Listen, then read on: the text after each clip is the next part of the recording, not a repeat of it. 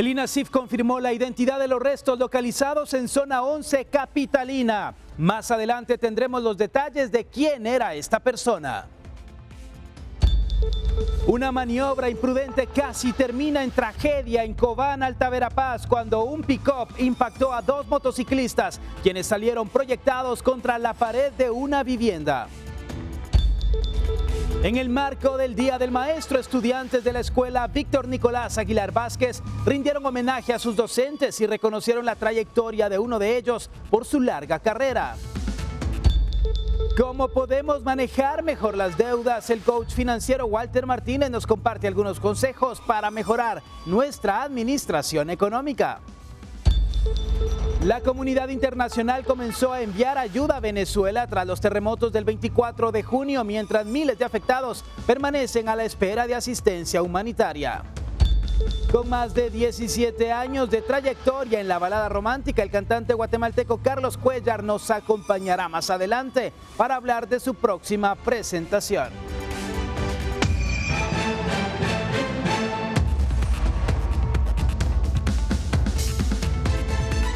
¿Qué tal? Buenas noches, bienvenidos a Impacto Directo en este jueves. Un gusto estar con usted, soy Alexis Ponce. El equipo está preparado para hablar de las noticias. Doy la bienvenida a nuestros panelistas: Roxana Sánchez, periodista; Héctor Pérez, experto en salud mental; Claudia Macís, psicóloga y comunicadora; y Omar Sosa, fundador de la asociación Guatemala Vive con Valores. Y una maniobra imprudente estuvo a punto de terminar en tragedia en zona 4 de Cobán, Alta Verapaz, cuando un pick-up giró repentinamente hacia la derecha sin utilizar las luces direccionales. En ese momento, dos hombres que se conducían en motocicleta sobre el carril derecho fueron impactados por el vehículo y salieron proyectados hasta chocar contra la pared de una vivienda. Una persona que se encontraba en el inmueble auxilió a los motociclistas, quienes no utilizaban casco de protección. Pese a la fuerza del impacto, no sufrieron heridas de consideración. El hecho ocurrido el pasado 23 de junio quedó registrado por cámaras de videovigilancia y evidenció tanto la falta de precaución del conductor del pick-up como la ausencia de equipo de seguridad por parte de los motociclistas. Y bueno, imprudencias. Todo el tiempo reportamos este tipo de situaciones, pero lo cierto es que veo al motociclista, Roxana, que va del lado derecho, donde no se puede hacer el rebase, y esta es una clara muestra de una imprudencia. De los dos lados, tú lo dijiste bien ahorita que presentaste la información, porque ellos no tienen que ir ahí, pero como las motos se suben cuadras, se suben arriates, pues qué más da estar en una esquina, ¿verdad? Pero la imprudencia en este caso podría verse como banal porque sobrevivieron, ¿verdad? Entonces, pero ahí estamos, ¿va? Sobrevivimos, no nos pasó nada, que no sé qué, y contar una anécdota más. Pero siempre estamos expuestos a este tipo de accidentes, y yo recordé cuando miraba esto que hace años un amigo extranjero, él cuando vino aquí dijo: en Guatemala nunca voy a manejar, ¿verdad? Porque realmente manejar aquí está sujeto a todo tipo de imprudencias. Héctor, ¿qué tanto influye ver este tipo de accidentes en el ciudadano, en el conductor de motocicleta, por ejemplo, que es el más afectado? ¿Será que hace mella? ¿Hay algún tipo de decir, bueno, voy a ser más precavido, o le vale? Sí, bueno, cuando se dan este tipo de eventos, en realidad es difícil que las personas sientan empatía. Esto va a depender mucho en realidad del enfoque también periodístico que se les dé, porque cuando los medios son muy sensacionalistas y pues se vende más como una película, pues es más difícil sentir esa empatía, ¿verdad? Eso tiene mucho realmente que ver con cómo se muestre también en este caso. Yo quiero hablar también de algo que se llama sesgo cognitivo. Esto es cuando las personas, eso nos pasa a todos, y todos tenemos sesgos, que es que nosotros no nos damos cuenta de ciertas conductas en las que nosotros caemos y que según nosotros estamos haciéndolas bien y de repente pues tenemos como un montón de problemas encima. En este caso hablamos del sesgo de exceso de confianza, es decir, yo como pienso que lo hago bien, que soy experto manejando moto, experto manejando carro, pues no tomo las precauciones, no estoy más pilas, ¿no? No como cuando estoy empezando a manejar, ¿verdad? Que yo no me siento capaz. Luego de un tiempo puede llegar a formarse este sesgo de confirmación. y que bueno, también no es fácil que por eso también se dé esta empatía de la que tú hablas, ¿no? Claro, y dejamos por un lado este tema de Cobán, Alta Verapaz, para hablar de lo siguiente, ya que INASIF ha confirmado que los restos localizados en el bulevar principal de Colinas de Minerva, de zona 11 capitalina, pertenecen a Irineo Escobar Ramírez. Esta persona era un vendedor de golosinas en los alrededores del Parque Central. Según relatos, desapareció días antes de que fuera localizado fallecido. El Instituto Nacional de Ciencias Forenses confirmó la identidad de la persona que fue localizada sin vida y con señales de violencia en el bulevar principal de Colinas de Minerva de la zona 11 de Misco. Se trata de Irineo Escobar Ramírez, quien según el informe forense falleció por asfixia por estrangulamiento. Al conocerse su identidad en redes sociales, personas que dijeron conocerlo indicaron que se dedicaba a vender productos en la zona 1 capitalina. Al conversar con comerciantes de la Plaza de la Constitución, contaron que era conocido con el alias de Negro. Durante las conversaciones con estas personas que no quisieron salir en cámara, comentaron que Escobar Ramírez creció en la zona 1 y se dedicaba a vender todo tipo de productos, desde dulces hasta galletas y chocolates, sobre la Sexta Avenida desde la 18 calle hasta la plaza. Contaron que era muy tranquilo y reservado, ya que a pesar de saludarlos todos los días, nunca tuvo una conversación con nadie. Alias Negro, según los relatos, dejó de llegar al parque 15 días antes del hecho. Sin embargo, no mostraron preocupación. Los entrevistados dijeron que vieron su foto en redes sociales cuando se confirmó que había sido localizado sin vida. Comerciantes del sector dijeron desconocer si tenía familia, ya que algunas noches dormía en el Parque Central. El cuerpo de Escobar Ramírez fue localizado el pasado 18 de junio, envuelto en sábanas y con señales de violencia, frente a una farmacia ubicada sobre el bulevar principal de Colinas de Minerva, en la zona 11 de Misco. Se ha consultado al Ministerio Público y a la Policía Nacional Civil sobre si esta persona tenía algún antecedente, pero al momento no se ha obtenido una respuesta. En el último mes se han registrado 4 casos en los que distintos cuerpos de socorro han localizado restos humanos envueltos en sábanas, nylon, costales o dentro de toneles. Emergencias ubicadas en los municipios de San Pedro Ayampuc, San Miguel Petapa, Misco y la zona 12 de la ciudad de Guatemala. Con imágenes de Juan Diego González, reportó Ángel Oliva. Todo un misterio existe alrededor de este crimen por tratarse de un vendedor de dulces, una persona que, como escuchábamos en el relato, no tenía problemas aparentemente con nadie. Un crimen de odio, una persona que pudo haber visto algo que no tuvo que ver y que quisieron callar su voz. Claudia, al final, ojalá que la investigación pueda avanzar en este triste caso. Sí, fíjense que este modus operandi de poder colocar los cuerpos en toneles, en cajas, en sábanas, pues está proliferando en las últimas semanas. Hemos visto aquí algunas notas de esto y esto se debe básicamente a que esta es una manera fácil, es una manera práctica de poder deshacerse de toda evidencia, ¿verdad? Además le dificulta a las autoridades el identificar el cuerpo, la investigación, especialmente en el grado de descomposición, porque quién se iba a imaginar que en uno de estos recipientes o en una sábana iba a estar alguien, ¿verdad? Definitivamente. La pregunta aquí es si era un vendedor ambulante que no le hacía daño a nadie, tenía años de estar ahí. ¿Por qué morir de esa manera, verdad? Es como la pregunta o la duda que nosotros tenemos. Recordémonos que muchas personas que trabajan en esto ambulantemente en la calle, a veces escuchan conversaciones delicadas, a veces ven hechos que uno dice mejor no hubiera estado ahí, entonces se convierten en testigos. ¿Y qué hacen los criminales? Ellos no quieren dejar cabos sueltos, ¿verdad? Entonces los asesinan, los matan, los quitan de ahí para no dejar precisamente esa evidencia. Eso podríamos decirlo por un lado. Y por el otro, porque esto es una hipótesis, no estamos asegurando nada porque no nos consta, quizá la persona sí se podría haber dedicado a un narcomenudeo y los dulces, los chicles y las galletas eran solo la fachada, posiblemente por ahí. Lo triste es pues que en nuestros últimos días terminarlos en una sábana, en una caja, sí. Eso pues revela la descomposición. Y que hemos tenido una jornada en estos últimos días muy violenta, Omar. También otra situación de esta persona es que dormía en la calle. Muchas veces se quedaba en el parque o posiblemente tenía algún lugar para dormir en Minervas, en donde fue localizado el cuerpo. Claro, y que tristemente hoy se convierte en una estadística más, en una cifra más.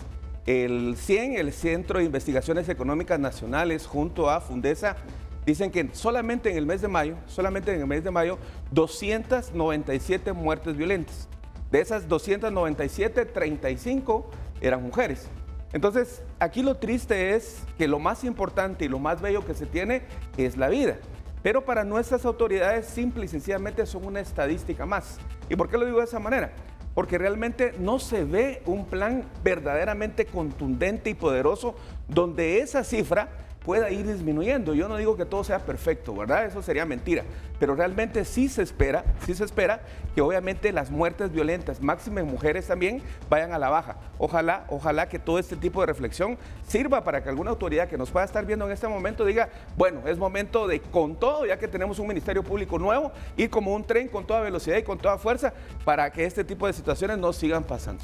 CONAP, CONRED e INGUAT han alertado sobre la promoción de tours ilegales hacia los volcanes de Fuego y Santiaguito y han recordado que el ascenso a ambos colosos continúa prohibido debido a la actividad volcánica. Las instituciones indicaron que en los últimos días han detectado publicidad y ofertas en redes sociales que invitan a realizar recorridos hacia estas zonas a pesar de las restricciones vigentes. Según las autoridades, estas actividades son ilegales y exponen a los visitantes a situaciones de alto riesgo debido a que la actividad de los volcanes puede cambiar de forma repentina. Además, hicieron un llamado a la población para denunciar a personas o empresas que promuevan este tipo de viajes y evitar poner en riesgo su vida. Y se vuelve en una situación tan compleja porque vemos este tipo de ofertas que aparecen en las redes sociales y que obviamente atraen a los turistas, Roxana, que quieren realizar este tipo de viajes de aventura.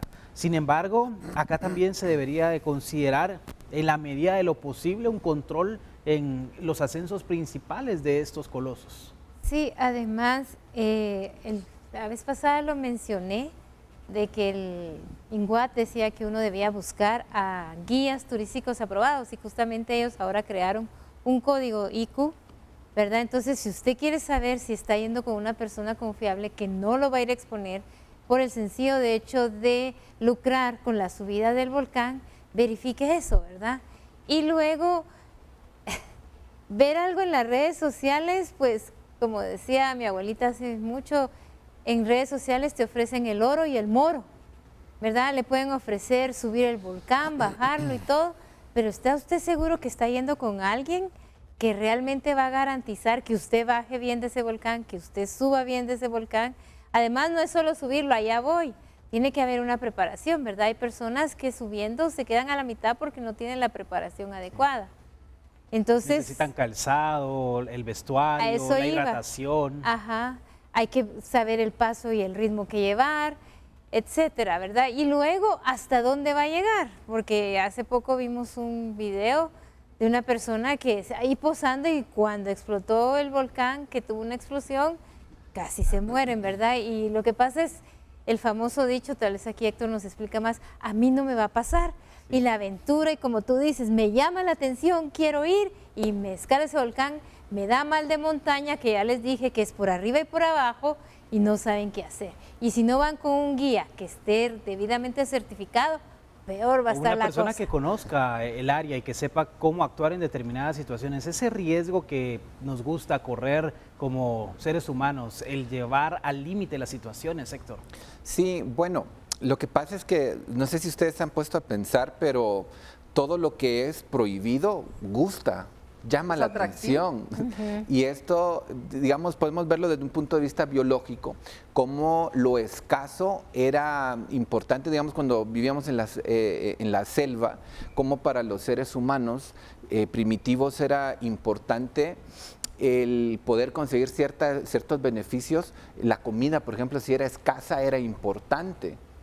Entonces, desde siempre tenemos, pareciera que en esta sociedad, el lujo, por ejemplo, muchas marcas venden exclusividad. ¿Por qué? Porque gusta esa parte de que no lo pueden tener todos y sí lo puedo tener yo. Y es esto lo que pasa también aquí con en el volcán. Lo prohíben, claramente la gente sabe, o sea, yo creo que no se necesita estudiar ni tampoco conocer para saber o darse cuenta que es peligroso lo que están haciendo. Pero esa exclusividad de, bueno, tengo una foto mientras el volcán está haciendo erupción, da esa sensación también. Sí, y ahora con las redes sociales que puedo convertirme en algo viral. Y estudiantes de la escuela Víctor Nicolás Aguilar Vázquez reconocieron a quienes los acompañan dentro y fuera del aula. Entre los homenajeados ha destacado el profesor Víctor Aguilar, quien a sus 84 años suma 66 años dedicados a la enseñanza y ha formado a generaciones enteras.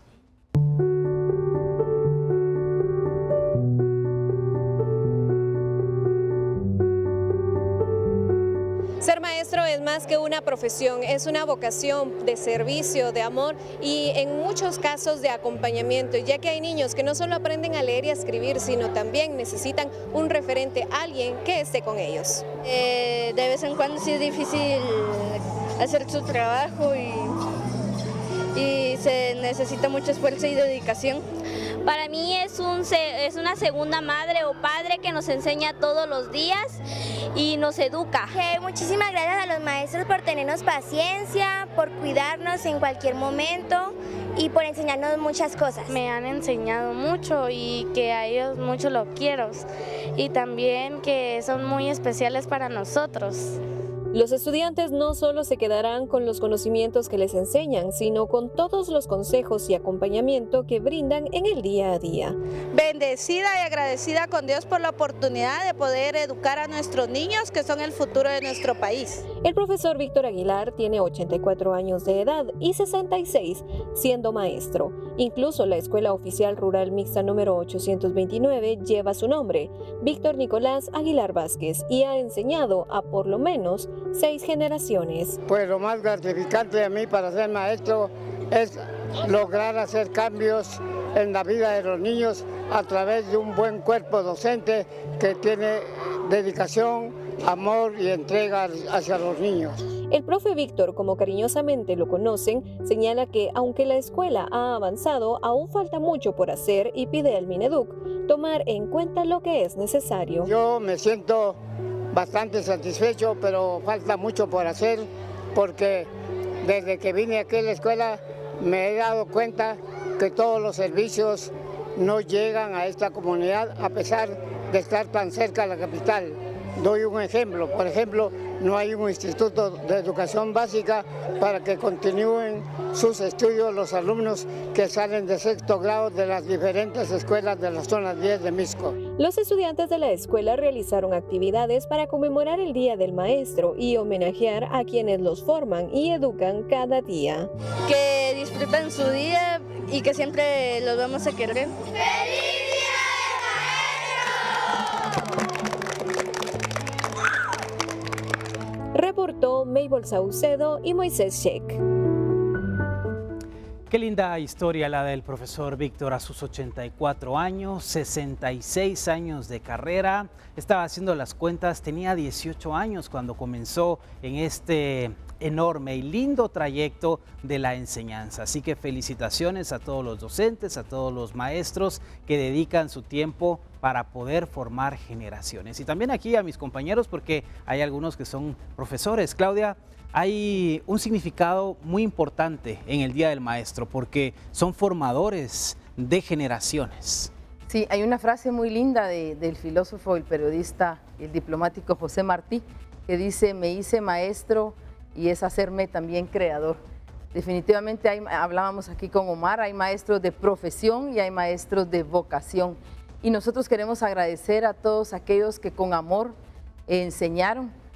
Y yo sé que usted que nos está viendo tiene a una maestra, a una seño, a un profe, a una directora que no solo le enseñó a leer, escribir o las operaciones básicas de sumar, restar, dividir, sino que tocó su alma definitivamente. Sí, claro.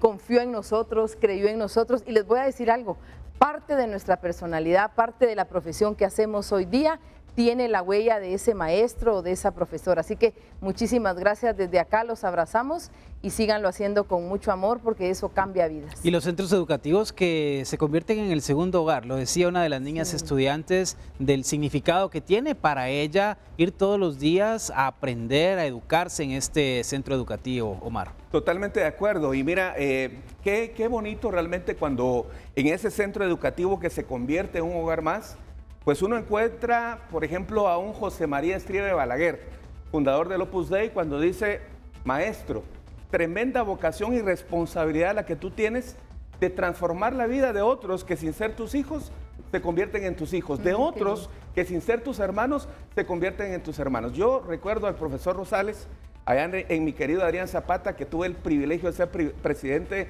de la Asociación de Estudiantes, por cada palabra, imagínense, por cada palabra que yo no decía bien en público, me ponía a leer un libro. Ah, ¿qué regalo le dio? Transformó mi vida, o sea, yo se lo agradezco, no sé si vive, pero donde esté, profesor Rosales, de allá del Adrián Zapata, que Dios me lo bendiga, lo tengo acá y lo tengo acá por siempre. Todos tenemos uno preferido. Hablamos de la festividad, de lo que significa el Día del Maestro, pero también el profe mencionaba las carencias que enfrentan y estando tan cerca, no estamos lejos, es en Misco donde está este centro educativo, Roxana, Sí. y las necesidades que se tienen y cómo muchos maestros incluso tienen de su propia bolsa que comprar los implementos o ver cómo se las ingenian para dar las clases.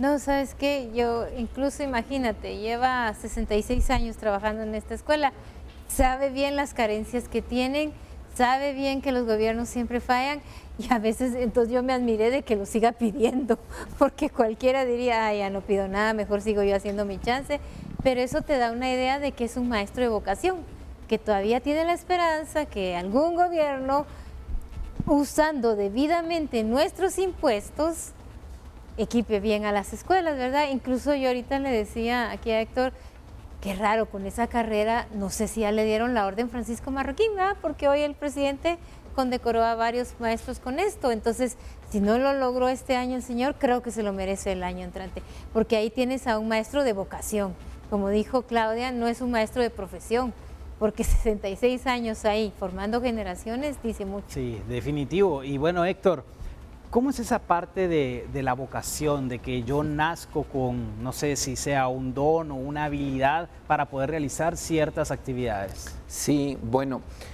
para empezar te digo y reconozco, yo no puedo ser objetivo cuando hablo de maestros y cuando hablo de este tema, porque mis dos papás son maestros. Yo nací donde mi papá pues, es maestro de matemática, filosofía y bueno, de ciencias, digamos, numéricas, lingüísticas, y mi mamá maestra de educación física. Y entonces yo desde siempre he tenido ese gusto por también entender un poco qué significa enseñar, ¿no? De hecho, doctor es etimológicamente el que enseña, ¿no? Entonces, yo creo que cuando tú me hablas de don, bueno, cada quien lo puede hablar de formas diferentes, pero sí hay ciertas características que pueden ser traídas de manera innata o desarrolladas a través de nuestra historia de vida, que sí que puede llegar a causar una diferencia, porque al final es lo que estamos viendo, cómo se puede lograr una diferencia. Y quizá para terminar solo hablar de la humildad, porque es que yo creo que es la carrera más humilde, porque yo doy para que alguien más sea mejor, no para que yo sea mejor, ¿no? Felicitaciones a todos los maestros en su día y por supuesto también a mis compañeros que están en este panel. ¿Cómo salimos de las deudas? Esa es la pregunta que muchos nos hacemos. Quisiéramos tener una varita mágica y lograr solucionar todos los problemas financieros. Pareciera que es complicado, pero hay ciertas estrategias que podemos implementar y que nos van a ayudar a hacer efectivo el dinero que estamos recibiendo en nuestra familia. Y por supuesto, hoy es jueves, segmento Dinero Inteligente, nos acompaña Walter Martínez, coach financiero. Hola Walter, muy buenas noches. ¿Cómo están? Qué gusto saludarlos un jueves más. Día del Maestro. Alumnos, les tengo una pregunta. A ver, estamos listos. ¿Cuál sería el opuesto de libertad financiera? Opresión financiera. Cárcel financiera. Muy buena, muy buena. Yo me quedaría con esa. Es una opresión, pero principalmente nos volvemos presos, esclavos de nuestras deudas. ¿Qué podemos hacer? Esa es la pregunta. ¿Cómo podemos liberarnos y romper esas cadenas entonces, Pues Walter? para poder liberarte de algo, primero que tenés que saber de qué sos preso y cómo llegaste ahí, ¿verdad? Para saber cuál fue la ruta de llegada y cuál fue la ruta, y entonces cuál va a ser la ruta de salida. Lo primero que tenemos que saber es por qué nos endeudamos. Porque si no sabemos el por qué caemos ahí, no vamos a poder salir de ahí. Entonces vamos a hacer un pequeño recorrido y vamos a entender ¿por qué nos endeudamos? Hay varios resultados de por qué estamos donde estamos. Y la primera es, caemos ahí porque somos impacientes. Nos hemos vuelto esclavos del ya. El microondas, la comida rápida, los ascensos rápidos, las carreteras rápidas, o sea, lo queremos todo ya. Entonces, una de las razones de por qué caemos en deuda es porque queremos resultados inmediatos. Somos de la cultura del lo quiero hoy. Y ahí es donde entran otros temas que no vamos a profundizar hoy, pero el tema de la publicidad que nos agarra, nos abraza y nos dice, usted necesita esto hoy. Lo hemos platicado en programas anteriores. Lo quiero hoy y lo puedo pagar después. Estoy comprando prácticamente el tema de la deuda. Otra importante causa es confundimos necesidades con deseos. ¿Cuántos han cambiado un teléfono celular acá en el último año, por ejemplo? Y seguramente muchos han cambiado un teléfono celular porque quieren el de moda, el de la última versión, el que es más rápido, el que tiene mejor cámara. Y nos autovendemos o nos autoconvencemos de que lo uso para trabajar. Y uno dice también, Walter, me lo merezco. ¿Por qué no? Si me lo merezco y me lo he ganado. Exacto. Entonces, otra es la compra emocional. Pasó algo, a ver, compramos para celebrar algo. Compramos para compensar una frustración. La frase es muy común en las mujeres, pero en realidad esto es totalmente universal. Muchas veces compramos para compensar una sensación o una emoción negativa. Tuvimos un problema, un pleito, una decepción, una frustración y lo queremos compensar yéndonos de compras. Entonces, un par de zapatos compensa, una bolsa compensa, un pantalón compensa. El problema es que hoy me siento bajoneado, hoy no me siento bien de ánimo, entonces me voy a ir de compras. Con el tema del fútbol, hoy decimos, si ganamos, celebramos, y si perdemos, celebramos. También celebramos. ¿Verdad? Y llegamos a una conclusión, que es, con todas estas razones, llegamos a gastar más de lo que ganamos. Al final, por eso nos endeudamos. Sí, porque cuando ya lo convertimos y lo traducimos, toda esa parte emocional la llevamos a la realidad, nos endeudamos porque gastamos más de lo que realmente tapamos un agujero y abrimos otro. Claudia. Walter, hablamos de que las deudas pueden ser una cárcel en nuestra vida, pero no todas las deudas son negativas.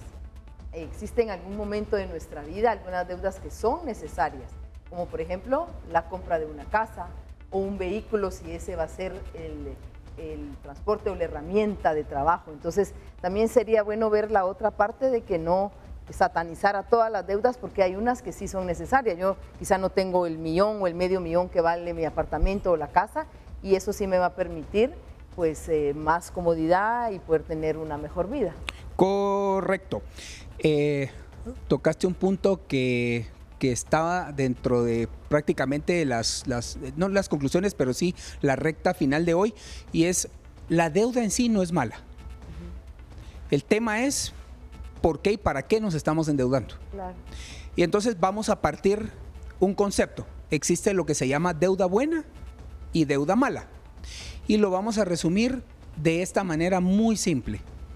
Si una deuda ayuda a tu futuro, es una deuda buena. Si una deuda satisface tu presente, pero no ayuda a tu futuro, esa es una deuda mala. En otras palabras, tengo una frase muy bonita que yo creo que aterriza ese concepto precisamente. Y es: una deuda es traer al presente un dinero que corresponde al futuro. Estamos reflexionando con esta frase, con este pensamiento. Continuamos con la conversación, cómo salir de deudas, con el coach financiero Walter Martínez. Ya hicimos un repaso por qué caemos en esta tentación, porque somos los presos de las deudas y del dinero muchas veces, Walter. Pero ahora vienen las soluciones. ¿Cómo hacemos toda esa planeación en casa para lograr encontrar una luz al final del túnel? Hace 3 o 4 programas creo que tú preguntaste que qué pasaba con la familia, cuando hablamos del presupuesto. Y lo primero que tenemos que hacer es soltemos esa carga. Compartámoslo con nuestra familia, con las personas que nos quieren bien. Eso nos va a descargar muchísimo emocionalmente. Una vez hacemos eso, ya vamos a tener el apoyo emocional y el apoyo material de las personas que están a nuestro alrededor, porque salir de deuda significa apretarse el cincho y a veces muy duro. Hagamos una lista de las deudas, absolutamente todo. Deudas no es la tarjeta de crédito o el préstamo en el banco, es cuánto le debes al de la tienda, es cuántas cuotas de colegio debes, es la deuda que le pediste a un amigo que te prestara y que no le has pagado. Todo es todo. Hagamos una lista de absolutamente todo. Luego de eso, tratemos de no generar una nueva deuda. Lo mencionábamos en el bloque anterior, de tapar un hoyo destapando otro hoyo. Entonces, no caigamos en eso. Decíamos, a veces el problema es cierto, hay muchos gastos que reducir, pero simplemente ya no da. Entonces busquemos fuentes de más ingresos para poder compensar los gastos que estamos teniendo por encima de. Sin embargo, siempre hay forma de ajustar nuestros presupuestos. Yo les diría que busquemos generar ingresos, pero ajustemos nuestros gastos hasta el monto de nuestros ingresos. Hay personas que ganan 5,000 quetzales y no tienen deudas. Hay personas que ganan 50,000 y están ahogados en deudas. Entonces no es cuánto ganás. Dicen que no es más rico el que más tiene, sino el que menos necesita. Que mejor sabe administrarlo, ¿no? Definitivo. Y bueno, aquí tenemos otra inquietud por parte de nuestros panelistas, Héctor. Sí. Cuando hablamos de psicoterapia y de en dónde puede ayudar y a quién, pues otra vez la respuesta que la psicoterapia es para todos o para quien quiera ser mejor, y es justamente de lo que se está hablando hoy. Fácil es criticar y decir, bueno, ¿por qué te compraste eso que no necesitabas? Pero cuántas cosas nosotros mismos estamos cayendo en un montón de conductas, de cosas que no necesitamos. Entonces me llamó mucho la atención de aquí el experto que habla de por qué no comprar cosas que no necesitamos. Y entonces eso yo creo que solo se puede lograr a través de un proceso importante de autoconocimiento y de poder entender realmente que muchas de las cosas que tengo a mi alrededor no las necesito y nunca las necesité. Entonces, yo creo que esto se complementa. O sea, ¿cómo puedo yo salir de deudas? Pues también entendiendo cuáles son las necesidades reales que existen, ¿no? Y eso es, hay que ir descombrando en nuestra mente. Evitar esas justificaciones. Hay una regla que también la comentamos hace algunos programas y es la regla de las 24 horas. Las compras importantes no las hagas de inmediato porque son totalmente emocionales. Espérate 24 horas y si 24 horas después regresas a comprar después de haber hecho un análisis a conciencia frío, es porque probablemente sí era una necesidad. Pero muy probablemente en 24 horas te des cuenta que lo que tenías era una emoción. O hasta se te ha olvidado o estás consciente que era algo que no necesitabas. Quédense con esta. No gaste antes de ganar. No gaste antes de ganar. Ahorre antes de gastar. Y pida prestado, para terminar de comentar lo que platicábamos antes, solo cuando esa deuda mejore su futuro y no únicamente su presente. Gracias. Es importante. Roxana. He visto pasos, pero en resumen, la gente a veces quiere saber, bueno, tengo esta deuda, tengo esta, ¿cómo la pago? Y yo he leído que comúnmente se empieza pagando la deuda pequeña y entonces con esa deuda pequeña ya saldada me sirve para pagar la siguiente deuda hasta que llego a la deuda más grande, porque si no solo me mantengo tapando hoyitos y las deudas siguen creciendo. Hay dos métodos para trabajarlo. Ese es uno, tiene mucha lógica y tiene un efecto psicológico positivo. Los quick wins, ¿verdad? Las pequeñas ganancias. Ya salí de una deuda, ¡wow! Lo logré. Sí. Entonces, ese dinero que destiné a esa deuda, lo que usaba para pagar esa deuda, lo a la siguiente que es más grande, y cuando ya pagué la segunda, me voy a la tercera. Ese es un método. No siempre se puede porque tengo compromisos a veces más fuertes. Método 2, para que cada quien escoja el que más se acomode a su plan. Método 2 es pague primero las deudas que más interés le generan. Si yo tengo una tarjeta de crédito que me cuesta 60% de interés anual, primero pague esa. Y si le debe al primo que lo va a maltratar, pero que no le va a cobrar esos intereses, al primo me lo deja de último. Sí. Entonces vamos de más carga financiera a menos. Ahí es donde le digo, no hay receta ideal. Y hay que hablar también con el primo, ¿verdad, Omar? Claro, claro. Yo la inquietud que tengo es la toma de decisiones, ¿verdad? Que es muy importante, 95% emocional y solamente el 5% racional. Dentro de tu experiencia, esa famosa pregunta, ¿lo necesito? ¿En verdad lo necesito? ¿Podrías comentarnos un poquito más de eso para que los televidentes hagan conciencia realmente y no solamente las 24 horas que nos mencionas? Sí, para empezar tenemos que regresar al dichoso presupuesto. Lo que no está en el presupuesto no existe y no tenemos derecho. Lo quiero y lo necesito, va al presupuesto. Porque el presupuesto es una ruta, es un mapa y no me puedo salir de ahí, o no debería salirme de ahí. Ese es un disuasivo, porque entonces mi parte emocional se reduce significativamente. Y lo otro es verdaderamente hacer un análisis interno. Las 24 horas pueden ser 5 minutos, pero sí es importante hacer una reflexión. ¿Por qué lo necesito? Y una pregunta que recomiendan mucho los expertos es, otra vez, esto que pienso comprar, ¿cómo mejora mi futuro? Y si mejora mi futuro, entonces vale la pena esa compra.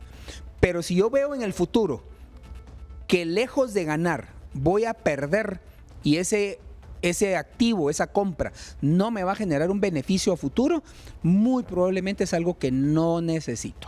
Hay que ser muy inteligentes. Walter, gracias por acompañarnos, por brindarnos todas estas recomendaciones. Te esperamos el próximo jueves. Tema de la otra semana, les anticipo. Sí. Bono 14. Bono 14. Excelente. Bueno, usted atento. Vamos a estar hablando del Bono 14 el próximo jueves en el segmento Dinero Inteligente con el coach financiero Walter Martínez. Luego de los terremotos que azotaron Venezuela el pasado 24 de junio, varios países han expresado su apoyo y ya se están tomando medidas para ayudar a los pobladores de La Guaira y ciudades vecinas. México, Brasil, España, El Salvador, Estados Unidos, Colombia y Chile anunciaron el envío de recursos y equipo de búsqueda al país sudamericano. Los anuncios fueron hechos por medio de oficiales y redes sociales. La ayuda se basa principalmente en equipos de rescate, equipo médico y toneladas de recursos de primera necesidad para todos los afectados, además de ayuda económica que será dirigida a fondos humanitarios. Mientras tanto, la gente se mantiene en refugios improvisados en distintas partes de las ciudades afectadas a la espera de ayuda. Vamos, papá, vamos, ya tenemos acá. Ven, tómate un poquito. Ya, no quieres más. Ven, vamos. Ponlo aquí, agárralo. Ahí está. Grandeza de Dios, papá. Hijo, qué grandeza de Dios, papá. Vente, bebecito. Sí, aquí todo vengo afuera. Joda. Con la cabeza. Dios es grande. Joda, vamos. Toma, papá. Ahora tú, mi amor. Dios es grande, no jodas. Sí, se pudo, mi amor. Edificio Rita de San Bernardino, aproximadamente 7 pisos y unos 20 apartamentos, todos al suelo. Están pidiendo silencio para ver si encuentran gente con vida. Esto es Municipio Libertador, Caracas, capital de Venezuela. La energía liberada por el sismo de 7.5 en Venezuela, según los datos entregados por un experto, por un geólogo, equivalen a 260 bombas nucleares, comparado con Hiroshima. Imagínese la magnitud de este evento. Y otro dato también que de último momento llega a nuestra sala de redacción es que la cifra de fallecidos en Venezuela es de 235, lo cual podría ser mucho mayor en las siguientes horas. Es una situación bastante compleja porque a pesar del riesgo de ser un país altamente sísmico, su infraestructura no estaba preparada para esto, Roxana. No, la mayoría de la infraestructura que se levantó era mampostería. Imagínate, la mampostería era un tipo de construcción que se usaba en el tiempo de la colonia, pero para ahorrarse recursos construyeron casas con este tipo de cosas. Y otro problema que tienen es que el gobierno, como no ha invertido en dar un buen servicio a la gente, no tienen maquinaria. No tienen maquinaria que les ayude a mover un poquito más rápido los escombros. Por eso escuché también que Reino Unido va a enviar maquinaria, ¿verdad? También los famosos hombres topos van para allá. Entonces es complicado y solo te agrego un dato, realmente fueron 2 sismos. El primero fue de 7.2 seguido a los 5 segundos por el de 7.5. Por eso es la magnitud de este tipo de terremoto, realmente fueron 2 y explicaba un geólogo que es cuando una de las placas suelta, pero no logra soltar todo, mueve y entonces se viene un sismo tras otro. Entonces hay que darle mucha fuerza a los hermanos venezolanos, hay que apoyarles de alguna manera, ¿verdad? Y estamos viendo las consecuencias de un mal gobierno, ¿verdad? Y ahora mucho se habla de la ayuda, de la necesidad, los cambios también que estaban en desarrollo en esta nación sudamericana tras la caída de Nicolás Maduro.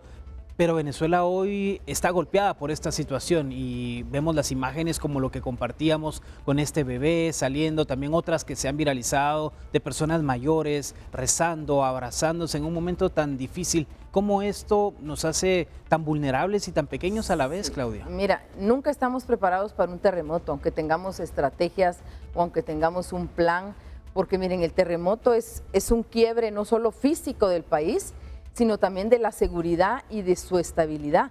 Psicológicamente es un trauma, es un shock que genera estrés, hipervigilancia por un lado, pero fíjense que paradójicamente por el otro, cuando existen estos fenómenos de la naturaleza, hay trabajo en equipo, hay cohesión social, hay comunidad, las personas se unen. Y ahí vimos las imágenes del niño que fue rescatado, donde se decía que es un milagro.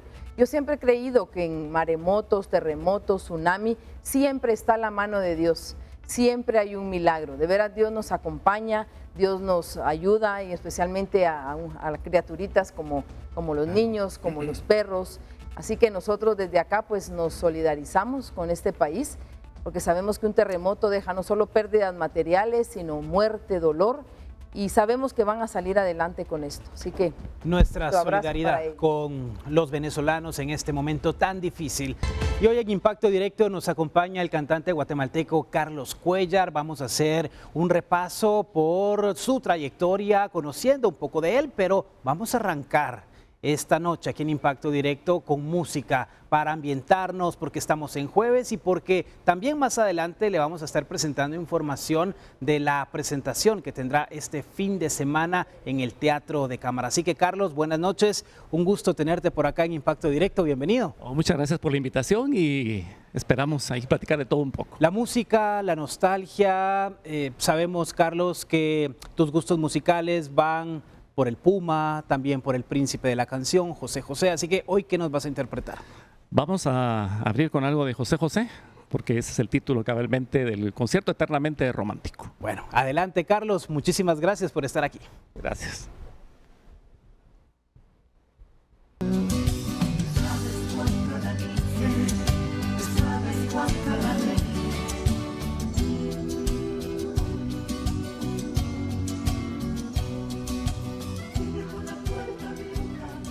Tuvimos la oportunidad de escuchar a Carlos Cuéllar y ahora quiero preguntarte sobre el evento del Teatro de Cámara, Carlos. Gracias, pues primeramente, gracias por la oportunidad de venir a presentar este concierto que vamos a presentar el sábado 27 de junio a partir de las 7 de la noche en el Teatro de Cámara Hugo Carrillo. El título del concierto se llama Eternamente Romántico y es un concierto dedicado al príncipe de la canción, José José, y sus amigos, ¿verdad? Que denominamos Camilo Sesto, José Luis Perales, José Luis Rodríguez el Puma, Armando Manzanero, así que están cordialmente invitados. Eternamente Romántico, obviamente porque estas canciones nos hacen un recorrido por la melancolía, la nostalgia, el amor y obviamente eso que siempre nos gustan, esas letras que dicen algo más. Así es cierto, como dicen, son poemas con música y eso tratamos de llevar al público, el poder reencontrarse con esa música que escuchamos de niños en la adolescencia y que seguramente nos va a hacer suspirar.